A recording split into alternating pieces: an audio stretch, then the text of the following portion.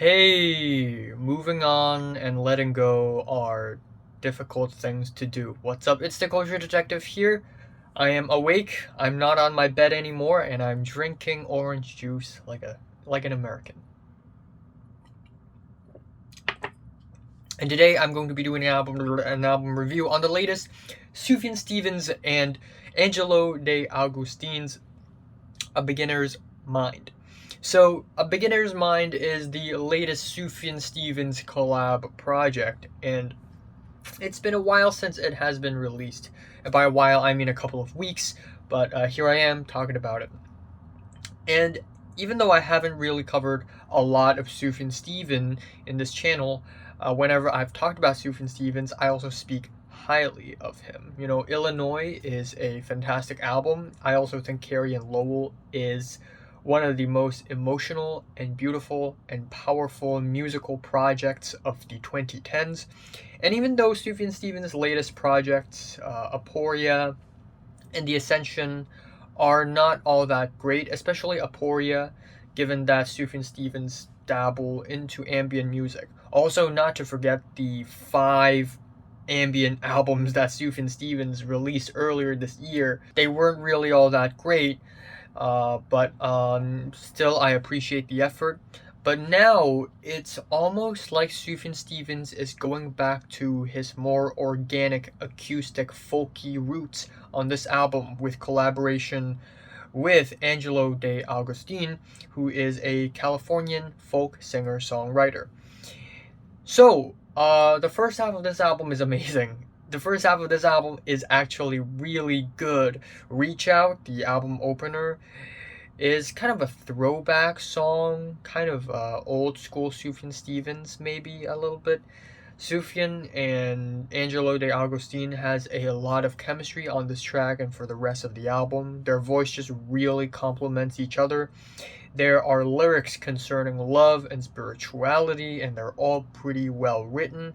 I like the hushed vocals by Sufjan Stevens, which provide intimacy and warmth. I like the soft finger-picked guitars and the quirky ascending chords. Okay, let's turn on the light. Anyways, next up we have Lady Macbeth in Chains. And, oh, I forgot to mention that the making of this album is a special process because after a day of making music, usually Sufjan Stevens and Angelo De Augustine would watch a movie together. Whether it be The Silence of the Lambs or a movie which relates to Greek mythology. I don't know exactly which one, but there's gotta be one. Wizard of Oz, certainly. It is literally blatantly referenced in one of the tracks here. And anyways, Lady Macbeth in Chains. I can't think of one specific movie because there are multiple Macbeth adaptations, but that's a pretty fun speculation. But anyways, I really like the track. It is sweet. I love the relaxing groove. I love the very lovely vocal layers, and the chorus is amazing. The next track, Back to Oz, of course, is the track that references Wizard of Oz, and it is a catchy and fun track. I love the soft rolling drums, and it is another solid number from Sufjan and co. The Pillar of Souls has these spacey swells of instrumentations, and overall the track is just a spacey slow burn, and I don't mind slow burns, but this track feels kind of out of focus. Then there's the track You Give Death a Bad Name, which is a fantastic track in my opinion. The track is also kind of a spacey slow burn with atmospheric guitars, but there's something about it that's just kind of shiny. And I don't know how to describe it because this track sounds so little but feels so much in a way that radiates a kind of beautiful and beaming energy that the only word that I can think of to describe this track is shiny, like the sun or like a piece of gold. I also like the lyrics as well. The title track sees things turn for simplicity, where Angelo De Augustine takes the spotlight.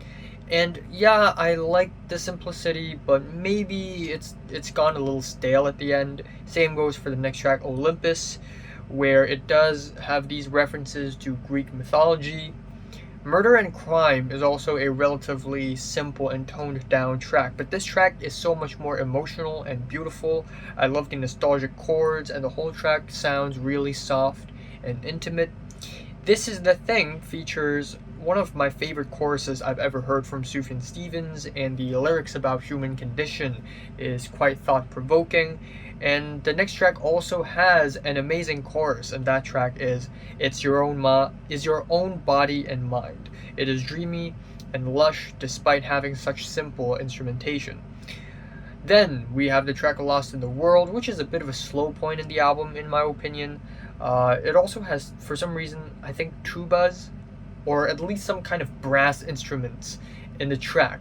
That just came out of nowhere. Like, is it brass, or am I hearing things? I don't know, but it just doesn't feel very fitting. Finally, the last three tracks, we have Fictional California. Yes, another track about California. Yes, but I still enjoy it. You know, it's sweet, it's heartwarming. I like it. Cimmerian Shade has these references to Buffalo Bill, the fictional character from The Silence of the Lambs, and we also have a sour ambient noise at the end, and this is one of the moments in the album where things turn a little inorganic, but in a good way. In a way, the folk instrumentals, the guitars, mix with the ambient music really well. And finally, the album ends up with Lacrime, which, or Lacrime? Lacrime. Which I don't think is all that great. Not the most ideal ending, but still, the entire album is real good, really solid, and yeah, it's not the best Sufjan album ever, but I'd say I still enjoy it quite a bit. My favorite track here is Murder and Crime, and my least favorite is Lost in the World. I'm giving Sufjan Stevens and Angelo De Augustine's A Beginner's Mind a strong 7 out of 10.